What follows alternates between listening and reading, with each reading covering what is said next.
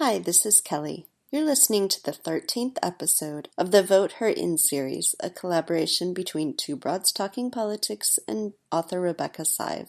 If you enjoyed this episode and want to hear more, you can find all of the episodes in this series at twobroadstalkingpolitics.com/voteherin or in our regular Two Broads Talking Politics feed anywhere podcasts are found.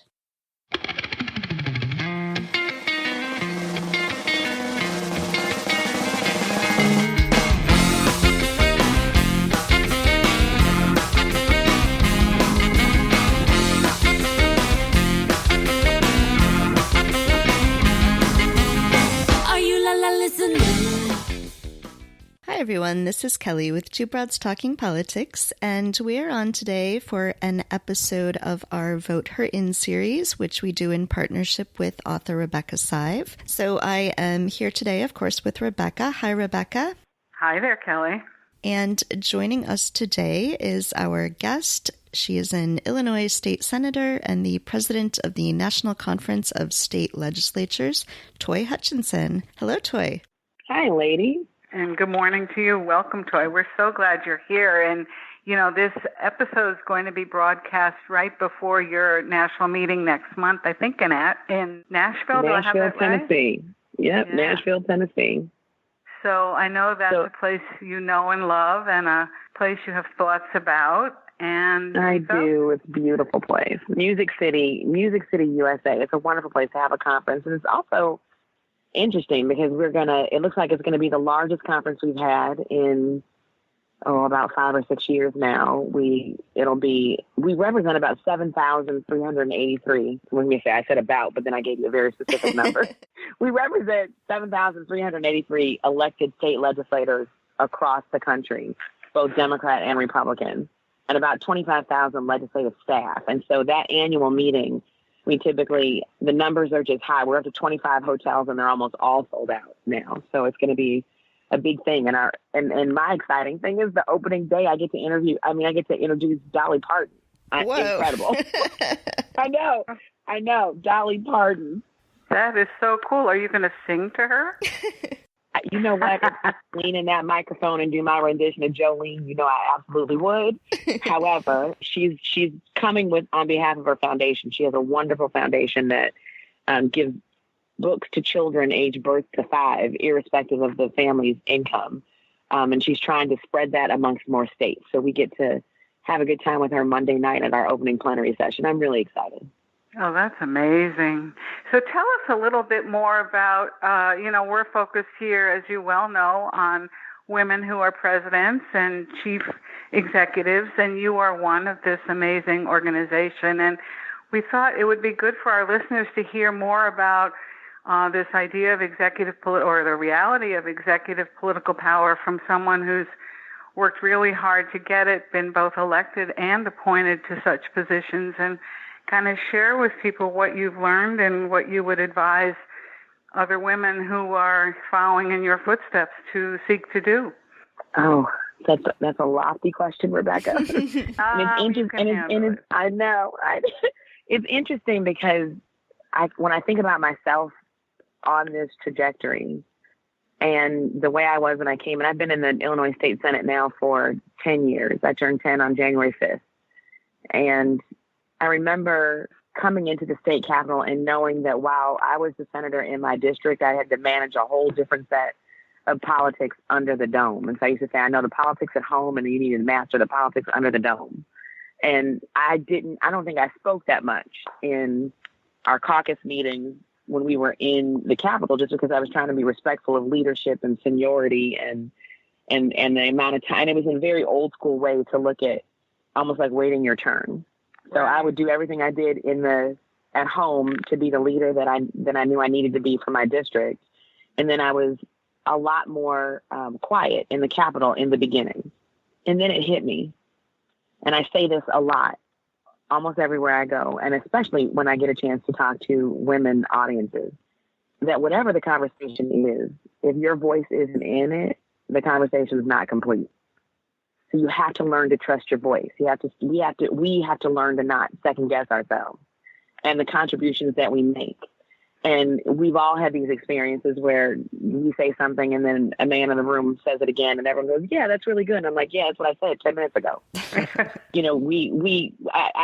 seen it over and over again with multiple women at all different levels of the power structure. And I've learned to handle it with grace, but also with a little bit of grit. Like I have something to say and I'm a part of this discussion. And I'm going to stay here and keep contributing as much as I can, as long as I'm supposed to be in here. And that is a sometimes difficult thing for women who've been socialized to A, not make waves, B, don't make anybody feel uncomfortable, and C, don't brag. It's hard to sometimes manage those things. And so I tell my daughter all the time, there's nothing bragging about telling the truth. If you have something to say what you have to say, use your truth. There's nothing bragging about that. So let's put that down right there. So when I tell people who are coming up and kind of rising through the ranks, the best thing and the first thing that you ought to do is trust your voice. You're there for a reason. You are there for a reason, and it's okay to own it. So as they're trusting their voice and realizing that they really are there for a reason, are there sort of specific strategic or tactical pointers to move toward leadership? I know you must have thought about this and executed some of them on your way to being the head of the national conference, for instance. That is, and I sometimes wonder. I remember participating in the Women in Power class at the Harvard Kennedy School in 2004, and we had a breakout session about that topic in specifically. What are the different things that women do in leadership positions that are just different than men sometimes? And there's a lot of research on that. We tend to be a lot more collaborative. We tend to listen and want to team build as more than plow through. Now, sometimes those things can be put in the stereotypical box. I can think of examples of men that I've worked with that are very collaborative and do know how to build camaraderie and try to build teamwork in those ways. And then we've seen the stereotypical ways that folks don't. And I think we have one in the White House right now. So I tend to think about always knowing the rules of engagement as deeply as I can before I begin. So one of the first pieces of advice I got when I first became a state senator was be a tactician. No rules of procedure. Because sometimes you can be right all day long and still be outmaneuvered procedurally. Right. So be a tactician. And sometimes the best leaders, the best in whatever industry you are the people who know the rules of engagement and then use those to get their point across. It's not always the easiest thing to do because there are times when you want to plow right through and say exactly what you have to say and sometimes blow things up, and there's a place for that. And then there's a place of knowing when it's not time to do that. That subtle diplomacy and those soft skills really do come in handy. So I'm not afraid to use either one of them. But the first thing I do is concentrate on being a tactician in the best way I know how. So tell us how you decide, well, gee, I have to confront, so to speak. I have to blow up, so to speak, and just plow forward and distinguish myself and my view and my power that I have here. Yeah, that comes down to, and lots of times when you're in room, like say you're at a conference table and there's multiple people at a conference table. And the example I gave earlier about how you might say something and then there's a little bit of conversation and someone restates what you said and then all of a sudden everybody hears it. Or a common occurrence is in the middle of conversations being overtalked. And when I talk to women as they're growing and learning in this, is do not be afraid to say, hold on, allow me to finish my point firmly and decisively. And we all know how sometimes that's received, but it's okay. And you can't be afraid of that. To say very firmly and definitively, hold on, allow me to finish my point. Means you are going to use your voice. You are going to be in this conversation. You're not going to be overtalked. You have something to contribute. That was a skill set that I had to learn to do because sometimes I would fall back. And before you know it, the conversation's over and you haven't gotten out what it is you need to say. So, and then there are those times when you have to do it in a way where it is forceful. And I live in that intersection of race and gender, where sometimes it's not received very well because I'm a woman, and sometimes it's not received very well because I'm African American. There's the angry Black woman trope. There's the whole thing where we are constantly trying to modulate who we are so that we're comfortable to the people receiving us. And I no longer try to do that. I just have decided in my life that I no longer try to do that. And maybe that is also because I'm over 40 now too. My mom says it all the time. Like the minute she turned 40, she's like, I got something to say. I had to wait till I was 60 before I heard that. Like my grandmother is amazing. She, at 89, she'll tell you in a heartbeat at 89, I'm 89. I can say what I want to say. And I think that level of confidence, we shouldn't have to wait that long for. Like those are skill sets we need to teach young girls as they're growing up in leadership roles early. And there's subtle things. There's subtle things that happen when you're in school. Like I remember having a conversation with my daughter at school about dress code and how girls were penalized for how they dressed, but we were never teaching boys how to just concentrate. Or later when we become adults and work in policy movements about sexual assault and sexual harassment, and we're constantly teaching women how to be safe and how to not put yourself in situations where danger or violence can happen to you, or when someone can misconstrue or take advantage of you in that situation, instead of teaching men not to do that. Right. So there are a lot of things that fall on us in ways that I think are absolutely not fair, but that we're growing out of and talking through now in the space that we're in now as women begin to take their positions at the table, and not as note takers and not as people who are just observing, but as participants and leaders and thought-provoking women that are there to change and direct a conversation. That is what is exciting to me now. And I can just see in my own life the transition and the trajectory, and watch it happening in my daughter and the young women that I hope to mentor. And then every time I get to meet a new woman that comes into the legislature, I try to be there not only as a sounding board and a hug when you need it, but to give you encouragement to say, you got this, you can do this, and you're supposed to be here.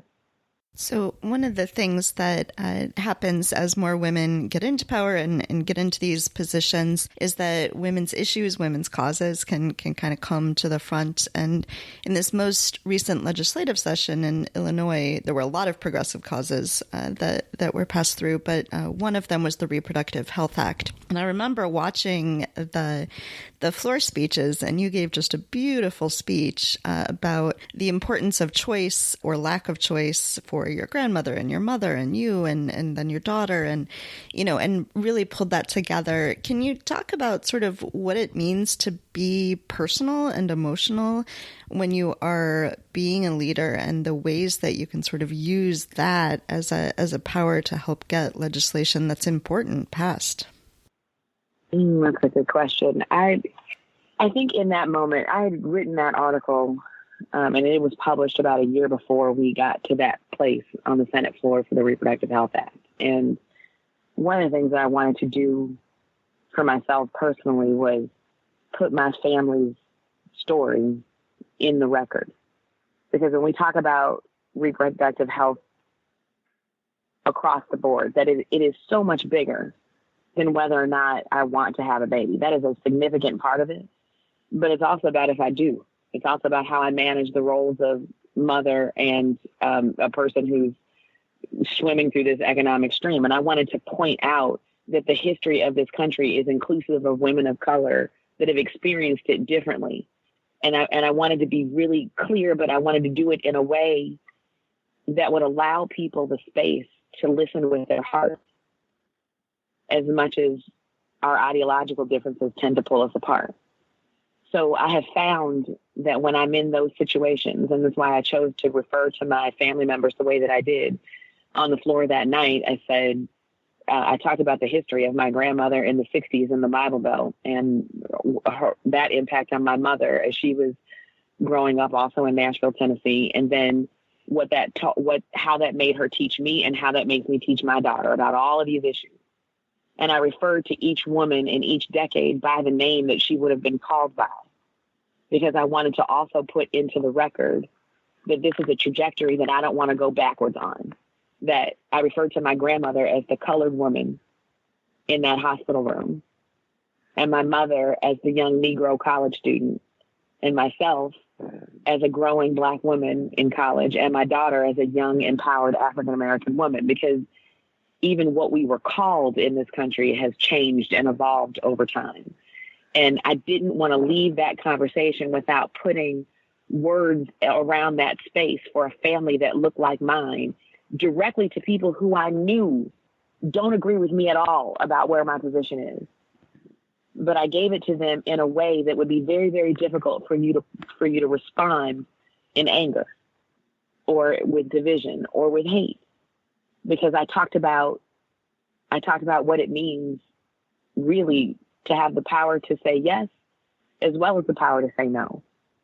And when I take those personal moments, those things that are dearest to me, and I allow them to be put in the narrative, I think it does open up a door to use my experience and my historical narrative not as a weapon and not as a bludgeon, but as an invitation to understand why I think what I think.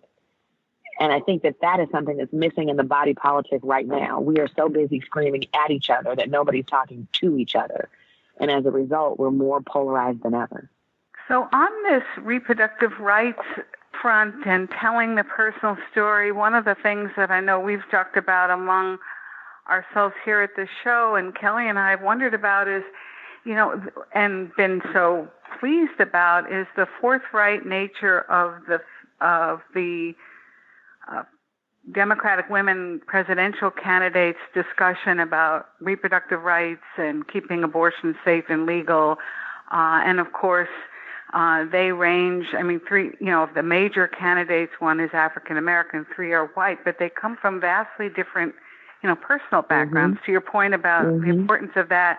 And I'm wondering what you take away from the notion that we're now in the place where this discussion is being held on a regular basis in a presidential forum, so to speak. I'm grateful that it's being held in a regular thing. I think it's an acknowledgement of the fact that we have stories untold still. So we know that 1 out of every 4 women will experience abortion in her life. The reason there's so much shame still attached to this is because we still don't talk about it. We still do not talk about it. And even the people who are brave enough to talk about it recognize that there are only certain conditions that folks feel are acceptable to talk about in terms of terminating a pregnancy or choosing that that's not what you want for your life right now. The fact that we have women running at the highest level of our politics means we can then demand that our stories be told. Right. And our stories being told is powerful in and of itself. Very difficult, very, very difficult to fight for who you do not know or to protect who you don't see. I tell people a lot, you can't fight for me if you don't know me, and you can't know me if you don't hear me. And there's so much power in the need and the necessity of people to be seen. But otherwise, we're not a part of any of the solutions. So the fact that those women are there and they're telling their own personal stories and then giving space for women to talk about ours and spread that amongst body politics is a very, very powerful thing. It's a very powerful thing because it allows us to be seen. So related to that, I know, Kelly, you've been talking to a lot of different types of women and other sorts of organizers about how you put a campaign together. Are there thoughts related to that to ask Toi on this issue of both sharing your personal story and moving ahead with a campaign that you want to ask and share? Yeah, I think one of the things that we think about is, first of all, who runs for office, who even thinks about running for office, what do you do? I know the first time you ran for office, you lost, how do you pick up and move on from there? And is that different for women? And so maybe if you could speak to that a little bit about how you sort of keep moving forward women, of course, have so many other things going on in their lives so often, but how you keep that as a focus and wanting to do this really important work. I am very stubborn. I am very stubborn. And I think that's, my mom and my dad would tell you that's a pretty inherited trait. I think there are a million and one reasons for why I've always felt in my heart and in my gut that I can't stop. That I have to keep going. When I tell people the story of how I got to the Senate, how I got my law degree, and I made a conscious decision because early on, I struggled in law school, and I struggled in law school while I was in the Senate. I graduated from law school at 41 with 3 kids, and I'd done it with 3 campaigns and raising 3 children. And people looked at me all the time like I was insane. But I knew that at that moment when I graduated from law school, I was the only woman sitting in the Senate that had any legal training elected. Everybody thought that the majority of the legislature is all women. At that time, we weren't. I was the only one. We got a couple since then. And now we have a new Senator Jackie Collins, who's now decided to go to law school herself. And I knew that understanding and being able to articulate and debate and challenge the law was a powerful thing, and I was attracted to that. But I also knew that my entire career I had spent doing it for everybody else, and that law degree was mine, and they were not going to take that away. I was going to do everything I could to finish that law degree. I didn't want my children to see me quit. I didn't want my constituents to see me quit. And I also wanted to tell the story afterwards, because most times when I tell people, yeah, I'm Toi Hutchinson and I have a law degree and I did it while I was in the Senate, and everybody stands up and claps and applauds, but they don't know how hard it was, how many times I wanted to quit, how many times people told me I probably should quit, when the school said I was dismissed, when I fought to get back in, when I got back in, then when I got the law degree, all of those things that happened in the middle of some of the most contentious times in Illinois state politics while I was raising a family. And I look back on it now thinking, I don't even know how I did that. But I do know that when you are in that position, and I know women that are wired like me live by this code of kind of grace and grit. You just do what you have to do. I do the best I can today because I know my tomorrows will take care of themselves if I do the best I can today. And I try to let folks know that to remember to do self-care, to remember to that standing on your principles doesn't necessarily mean that when you compromise, you've given up anything. It means you can argue, you can debate, you can try to move the ball forward. Your very presence is doing that. But the one thing that'll make sure that nothing ever moves forward is if you stop. If you decide that this is too hard, or if you decide, I don't think I can do this anymore. If you get to that moment, those are the times you regroup, you sit back, and you go, you know what? When you get in the car and your GPS thing comes on and you hit a bit of construction, that little voice says, recalculating. Give yourself some time to recalculate, but don't stop. Just don't stop. So it is looking back at my own life and my own experiences is still teaching me things to this day. Because while I was in the midst of it, all I was thinking was, I got to get through today, or I got to get through this month, or I had to get through to petitions, or I have to get through to committee, or I had to get through to when this bill gets signed. And now I just need to get the governor to sign it. And at the same time, I need to get my kids out of 8th grade, and I need to get my son out of high school, and I need to figure out what college they're going to go to, and I need to figure out how I'm going to pay these student loans, and I need to figure all of those things that can distract you from staying on course and not taking your eyes off the prize, because there's always going to be something. There's always going to be an interruption. There's always going to be a challenge. There's always going to be somebody that tries to tell you that this is not for you. There's always going to be that. So the goal is to stay true to yourself, give yourself time and space to recalculate when you need to, and know that the only way to ensure that it's not going to happen is if you stop working. So that's not an option. You're giving me chills. Yeah. I mean, this whole notion of grit and grace and everything that comes with it, I want to thank you, Toi, for sharing, because as we mentioned at the outset, we're sort of going into what some people call, the dog days of August. But for sure, there's just going to be a lot out there for all these women who are seeking to run and seeking to lead. And hopefully they'll hear what you have to say and take it to heart. So thank you so much. Well, you know what? Thank you for saying that. And let me also give a shout out to the first time I heard the phrase grit and grace from Cheryl Jackson. Cheryl Jackson used to be the president of the Chicago Urban League and then decided to run for Senate. And now she's doing women's gatherings all over the place. And one of the things she says all the time, and she talks about grit and grace. And she talks about that thing. And she's invited women to talk about what that means for themselves. And that's where I get that from. So shout out to Cheryl Jackson for giving me a wonderful phrase like that. And I normally say to people, because I'm so grateful that I've been able to pick up relationships and people and women in my lives that have given me so many amazing jewels that I get to build on. But that when someone tells me something fantastic, the first time I give them credit. And the second time I say somebody said, and the third time that's mine.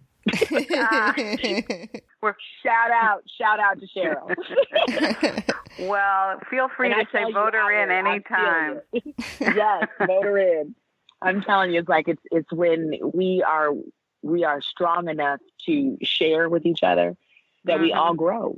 My girlfriend just sent me a beautiful meme today, and it says, "Real queens fix each other's crowns." Kelly, any parting thoughts or words? Well, I think everyone should just take that inspiration as, anytime you're struggling in your own life, especially thinking about running for office, to push forward and we should all make sure that we are there, that we are in the arena. So, Toi, that's really beautiful. And I'm so glad that you shared that with us. And I think everyone should really take that as an inspiration. I'm so happy that you guys asked me to be here. Thank you, ladies. Have a wonderful, wonderful day. And I'm just so happy that now I get to add you to my arsenal in my life. I'm so glad. Thanks, Rebecca. All right. You're very welcome. The Vote Her In segment is a collaboration of Two Broads Talking Politics and author Rebecca Sive. Our theme song is called Are You Listening off of the album Elephant Shaped Trees by the band Immunuri, and we're using it with permission of the band. Our logo and other original artwork is by Matthew Weflin and was created for use by this podcast. You can contact us at twobroadstalkingpolitics@gmail.com or on Twitter or Facebook at Two Broads Talk. You can find all of our episodes at twobroadstalkingpolitics.com or anywhere podcasts are found.